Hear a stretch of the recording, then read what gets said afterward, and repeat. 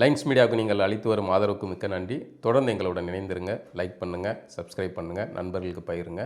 நாம் இணைந்து பயணிப்போம்.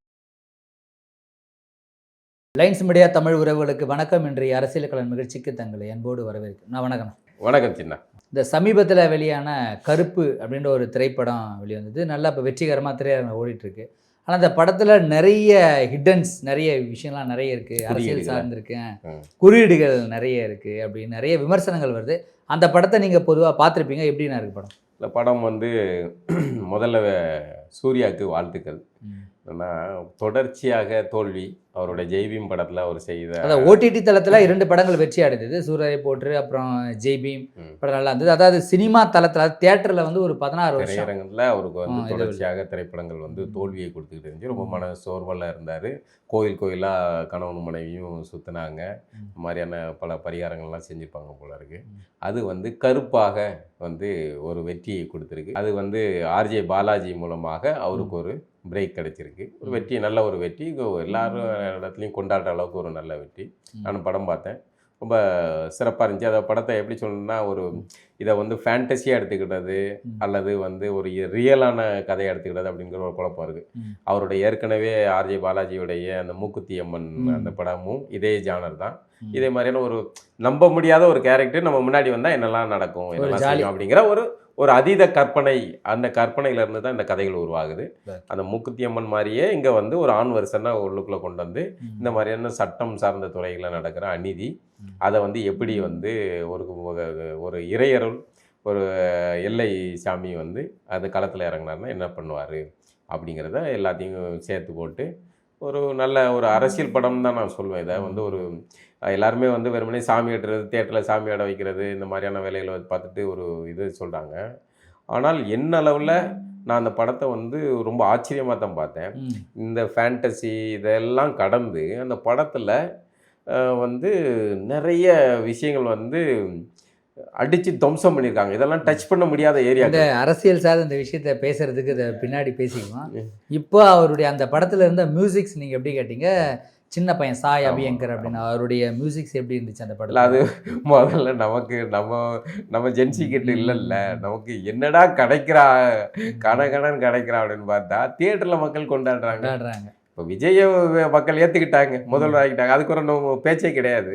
அது மாதிரி தேட்டரில் மக்கள் ரசிக்கிறாங்க, கொண்டாட்டமாக இருக்கிறாங்க. அப்படிங்கும்போது வரியா முக்கியம் அப்படிங்கிற மாதிரி அது சத்தம் ஒரே இது. அனிருத் பண்ண ஆரம்பித்ததோடைய அந்த அடி, அனிருத்தோட தம்பி, ஆமாம், அப்படியே தான் போகுது. அதே சவுண்டு தான். ஆனால் மக்கள் தேட்டரில் ரொம்ப ரசித்து தான் பார்க்குறாங்க. நமக்கு பாடலை பொறுத்த வரைக்கும் இந்த காட்சி அமைப்புகள் இதெல்லாம் நல்லா இருந்துச்சு. அந்த இசை இறைச்சலான ஒரு இசை தான். ஆனால் அது கொண்டாட்டமாக தான் பிடிச்சிருக்கு அப்படின்னு சொல்லுவாங்க. அந்த இசையால் தான் நான் படத்தையே ஓகே நல்லா ஓடும் அப்படின்னு ஒரு நம்பிக்கை வந்ததே இசையால் தான் அப்படின்னு பாலாஜியும் அவர் பதிவு பண்ணியிருக்காரு. இந்த படத்தில் நீங்கள் அரசியல் குறித்து நீங்கள் சொன்னதுனால சொல்கிறேன். இந்த படத்தில் வழக்கறிஞர் சம்மந்தப்பட்ட அந்த நீதித்துறையில் நடந்த ஒரு சில விஷயங்கள் ஓப்பனாக பேசியிருக்காங்க. இந்த படத்தில் ஸ்டார்டிங்லேயே இந்த படத்தில் ஒரு சீன் வைக்கிறாங்க, ஒரு குறிப்பிட்ட இடத்த காட்டுறாங்க. ஏன் பேசின் பிரிட்ஜை காட்டணும்? பேசின் பிரிட்ஜ் அப்படின்றது ஒரு பெரிய வரலாறு இருக்குது. அந்த இடத்த சென்னையிலேருந்து காட்டுறதுக்கு பேசின் பிரிட்ஜை காட்டிட்டு அந்த இடத்துல ஏன் செயின் ஸ்நாட்சுக்கு காட்டுறாங்க? அப்போ என்ன சொல்ல வரீங்க அந்த படத்தில்? அப்போ அந்த இடம், அந்த குறிப்பிட்ட அந்த இடத்துல இருக்கிற மக்கள் அப்படி தான் அப்படின்னு சொல்ல வரீங்களா? ஒரு அபத்தமான இதாக இருக்குது இது. இந்த மணல்லையே ரொம்ப வருத்தத்துக்குரியது இப்படி ஒரு கேள்விக்கான மணல்லை. அது இப்போ அந்த காட்சியை நமக்கு வாஷிங்டன் டிசிலேயே வைக்க முடியும். இங்கே சென்னைக்குள்ள ஒரு கதை நடத்தப்படுது. ஒரு சீன் வைக்கணும்னாலும் அந்த சீன் வைக்கிறதுக்கான ஒரு மோட்டி இருக்குல்ல. இப்போ நீங்கள் இந்த இதை கொண்டு போயிட்டு ஒரு மயிலாப்பூர் கபாலீஸ்வரர் கோயிலில் அங்கே இருக்கிற ஒருத்தர் பஞ்சகச்சம் கட்டின ஒருத்தர் அத்துட்டு போகிற மாதிரி வைக்க முடியாது. கலை யதார்த்தம்னு ஒன்று இருக்கு, வைக்க முடியாது. பேசின் பிரிட்ஜில் வைக்கலாமா? இல்லை, கலை யதார்த்தம்னு ஒன்று இருக்குல்ல. இப்போ பேசின் பிரிட்ஜில் யாராவது ஒருத்தங்களுடைய குறியீடாகவோ ஏதோ மதத்தின் குறியீடாகவோ இல்லை சாதியின் குறியீடாகவோ வைக்கல. ஒரு நிலப்பரப்பை திருநெல்வேலியில் காட்சி காட்டினா திருநெல்வேலிலாம் அறுவாலும் தான் சுற்றி சுற்றுறான்னா அங்கே நல்லவனே கிடையாதா? நீங்கள் இப்படி தான் கேட்பீங்க. சரி, நல்ல விஷயத்துக்கு இதை காட்டுறீங்க, ஒரு செயின் ஸ்நாச்சிங் பண்ணுறது என்னங்க அது? இப்போ மயிலாப்பூர்ல கூட அந்த காட்சி வைக்கலாம், வைக்கலையா? இல்லை, இப்போ அந்த படத்துல வர்ற சீன் அங்கிருந்து வருது, எங்க இருந்து வருது? சென்ட்ரல் வரைக்கும் வந்து மயிலாப்பூர் போதா ட்ரெயின்? இல்ல, மயிலாப்பூர் போதா? சென்ட்ரல் வரைக்கும் ட்ரெயின் போகுது, போதுல்ல, சென்ட்ரல் வரைக்கும் போகுது. போகுது. ஏன் அந்த சீனை சென்டர்ல வைக்காம சென்ட்ரலுக்கு முன்னாடி அதுதான் காட்சி.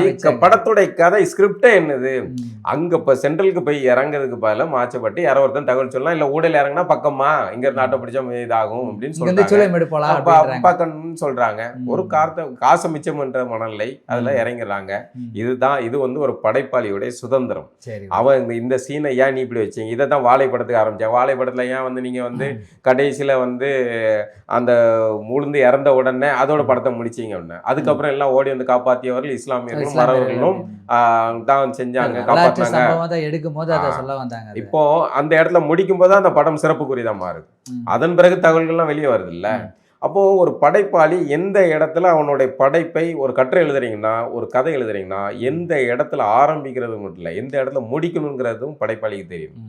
அப்போ ஆர்ஜே பாலாஜிங்கிற அவருடைய கதையில அவர் வந்து இந்த கதை இங்கேருந்து ஆரம்பிக்குது, அதுக்கான லாஜிக்கல் வருது இல்லை. சென்ட்ரலுக்கு முன்னாடி இறங்குறாங்க அப்படிங்க. இப்போ பேசின் பிரிட்ஜுக்கு பதிலாக நீங்கள் வந்து அவங்க இறங்குறத வந்து இதில் வைக்க முடியாதுல்ல, வேற ஒரு இடத்துல வைக்க முடியாதுல்ல, தாம்பரத்தில் வைக்க முடியாதுல்ல. அப்போ லாஜிக்கலாக பொருந்தக்கூடிய இடத்துல தான் வைக்க முடியும். இதை நீங்கள் கொண்டு போய் ஒரு குறிப்பிட்ட சமூகத்தோடு அடைக்கிறது ஆர்ஜே பாலாஜி அந்த தவறு செய்யலை, நீங்கள் செய்கிறீங்க. இந்த மாதிரியான கேள்வி எழுப்பக்கூடியவர்கள் வந்து பேசின் பிரிட்ஜில் வந்து நான் என்ன கேட்குறேன், பேசின் பிரிட்ஜில் குறிப்பிட்ட மக்கள் தான் வசிக்கிறாங்களா, குறிப்பிட்ட மதத்தவர்கள், பேசின் பிரிட்ஜில் குறிப்பிட்ட சமூகத்தவர்கள்லாம் வசிக்காங்களா, பேசின் பிரிட்ஜில் குறிப்பிட்ட மதத்தவர்கள்லாம் வசிக்கிறாங்களா? இது அப்படி பார்த்தீங்கன்னா ஒண்ணுமே பண்ண முடியாது. அப்படி பார்த்தீங்கன்னா ஒரு காட்சி கூட நீங்க எடுக்க முடியாது. இல்லை, இந்த மாதிரியான சீன் சொல்றதுக்கான காரணம் இது ஒன்று சொல்றாங்க. ஏன் வந்து அவர் வந்து அந்த வழக்கறிஞர் அந்த வேலையை ஏன் அவர் தேர்வு செய்யணும் அப்படின்னு சொல்றாங்க. அந்த வழக்கறிஞர்னால அவர் எந்த மாதிரியான வழக்கறிஞரா அந்த படத்துல இருக்காரு, வழக்கறிஞர்ன்றது எவ்வளவு பெரிய உன்னதமான வேலை, ஆனா அவர் ஏன் வந்து அந்த வழக்கறிஞரை தேர்வு செய்யறாரு, பெரும்பாலும் அந்த பக்கம் வழக்கறிஞர் அவங்க தானே இருப்பாங்க, எதுக்கு இந்த மாதிரி பண்றாரு அப்படின்னு ஒரு கேள்வி சொல்றாங்க. நீங்க விட்டா வந்து ஹைகோர்ட்டு வழக்கறிஞர்களே மொத்தமே இந்த சமூகத்தை சேர்ந்தவர்கள் தான் ஆரம்பிப்பீங்க போல இருக்கு. எல்லாம் வழக்கறிஞர் தொழிலுங்க, இராணுவம் தொழில், இந்த மாதிரியான தொழில் சார்ந்த பணிகள்ல எவர்னாலும் இருப்பாங்க. இதே ஆர்ஜே பாலாஜி வந்து இதை கேள்விப்பட்டேன். அவருக்கு நடந்த சம்பவத்தை தான் அவர் இதுல வந்து படைப்பில் எடுக்க. ஏற்கனவே மூக்குத்தியம்மன் படத்துலயும் இந்த தந்தையை விட்டுட்டு போனாரு அப்படிங்கிற ஒன்லைன், அது அவருடைய வாழ்க்கையில நடந்த அனுபவங்களை தான் அவருடைய படைப்புகளில் அவர் சேர்த்து படமா மாத்துறாரு. இது ஒரு படைப்பாளியுடைய சுதந்திரம். அவருக்கு ஒரு செயின் பறிக்கப்பட்டிருக்கலாம், அந்த செயின் பறிச்சதுக்கான வழக்கு நடத்தின அனுபவத்தை அவர் இதுல சேர்க்கிறாரு. இது தனிப்பட்ட அனுபவங்கள்ல இருந்து வர்றது தானே. இதை நீங்க ஏன் வந்து வழக்கறிஞருக்கு எனக்கு நல்ல வழக்கறிஞர் கிடைச்சாங்க, எனக்கு வாஞ்சிநாதன்ங்கிற வழக்கறிஞர் என்னுடைய வழக்கு நடந்தார், 5 காசு என்கிட்ட வாங்கல. இது பொது காரியம், என்ன கைது பண்ண வழக்குல அவர் வந்து எனக்கு வழக்கறிஞர் இருக்கிறாரு. ஆனா இந்த வழக்கறிஞர் எப்படி வச்சிருக்காரு பாருங்க படம். இல்ல அதைத்தான் சொல்றாங்க. பத்திரிகை துறையில் எல்லா பேர்லையும் யோக்கியமா வழக்கறிஞர்கள் எல்லாருமே வழக்கறிஞர் நல்லவர்களா? இல்ல காவல்துறையில எல்லாருமே மக்களுக்கு என்ன கொடுக்குறோம் அதைத்தான சொல்ல வந்த. இந்த படம் வந்து பலரும் வந்து எளிதாக தொட தயங்கக்கூடிய விஷயத்தை ஆர்ஜே பாலாஜி தொட்டு இருக்கிறார். அது எனக்கு உண்மையிலே அது ரொம்ப பிடிச்சிருந்தது. இதே நீங்க சொல்ற இந்த ஆர்ஜே பாலாஜி தான் IPL மேட்ச் நடக்கும்போது காவேரில இருந்து தண்ணி வருது ப்ரொடெஸ்ட் பண்றாங்க. அன்னைக்கு இந்த ஆர்ஜே பாலாஜி தான் சொன்னாரு, என்ன கிரிக்கெட் நிறுத்தினா தண்ணி வந்துருமா அப்படின்னு கேட்டாரு. அவருக்கு எல்லா இதுலயும் மக்கள் அது முட்டாள்தனமான இதுதான். ஆர்ஜே பாலாஜி சொல்ற ஒரு கருத்து சரிங்கிறதுக்காக அவர் சொல்ற 100 கருத்து சரின்னு அர்த்தமா? ஆர்ஜே அன்னைக்கு அரசியல் ரீதியாக ஒரு எதிர்ப்பு, தமிழ்நாட்டுடைய மக்களுடைய எதிர்ப்பு, இங்க வந்து மக்கள் போராடிக்கிட்டு இருக்காங்க, நீ IPL நடத்தாத அப்படின்னா வணிகத்துல கை வைக்கும் போது தான் வந்து அதிகாரங்கள் பயப்படும். இந்த அதிகாரத்தை இயக்குவது வணிகர்கள், உலகம் முழுக்கவே வணிகம் தான் உலகத்தை இயக்குகிறது. அப்போ இந்த அதிகாரம் அவர்களை நம்ம பணிய வைக்கணும்னா அவனுக்கு எங்க பணம் கொளிக்குதோ அந்த இடத்துல போய் நம்ம நின்று சண்டை செஞ்சும் போது தான் அவன் வழிக்கு வரும். அப்படிதான் காவிரி அந்த நீர் பிரச்சனையில் உரிமை, தமிழர்கள் உரிமைக்காக IPL போராட்டத்துக்கு எதிராக நிறுத்தினாங்க, போராடினாங்க. அது சீமான் உட்பட ஏகப்பட்ட இயக்குநர்கள் எல்லாரும் பலரும் போராடினாங்க. பெரிய ரகலையெல்லாம் முடிஞ்சுன்னு வைங்களேன், ஒரு தீர்வு கிடைக்குதுல்ல. இது இப்படி தான் நடக்கும். அப்போ நீங்கள் வழக்கறிஞர் நல்லவர்கள், அதில் வந்து கருப்பாடுகளும் இருக்குது அப்படிங்கும்போது அந்த கருப்பாடுகள் பற்றின பதிவு அது வந்து நார்மலாக இது எனக்கு அது ஆச்சரியமாக இருக்குது எனக்கு. வழக்கறிஞர்கள், அதுக்கப்புறம் நீதித்துறை, இதெல்லாம் வந்து இது சாதாரண இது இல்லை. இது இப்போ ஒருவேளை நம்ம பேசுனதுக்கப்புறம் கிளறதா என்னன்னு தெரியல, அப்படி நடந்துச்சுதான் சாரி. நீங்கள் சொல்கிற இந்த வழக்கறிஞர் நீதித்துறை அப்படின்றத விமர்சிக்கக்கூடிய இந்த கருத்தை சொல்லக்கூடிய இடம் ஒன்று இருக்குது. அவர் என்ன சொல்கிறாருன்னா, நீதித்துறை எதன் மூலமா அவர் விமர்சிக்கிறாருன்னா கடவுள் பேரில் தான் அவர் வந்து சொல்கிறாரு. இன்னொரு ஹியூமன் ரிசோர்ஸ் மூலிமா அதை வந்து டச் பண்ணல. அது வந்து அதான் புத்திசாலித்தனம். அதுதான் சொல்கிறேன், இப்போ கடவுள் மூலிமா அதை டச் பண்ணுறாங்க அப்படின்போது அது கடவுள் தானே அப்படின்ற மாதிரி. படைப்பை நீதி அதை வந்து எந்த கோணத்துல இருந்து விமர்சிக்கிறாங்க அப்படிங்கிறது இருக்கு. இப்போ பொதுவாக யாருமே வந்து நீதித்துறை சார்ந்த அவங்களுடைய தீர்ப்புகள் பற்றி விமர்சிக்க மாட்டாங்க. ஏன் வந்து கண்டெப்ட் ஆஃப் கோர்ட் ஆயிரும், அதனால ஏன் இப்போ கோர்ட்டுக்கு அலைகிறது வைக்கிறது அப்படிங்கிறதுனால இது பண்ணுவாங்க. ஆனால் இந்த படத்தில் சில காட்சிகள்லாம் வந்து அப்படி போகிற போக்கில் அது பதிவு செய்யப்பட்டு போகுது.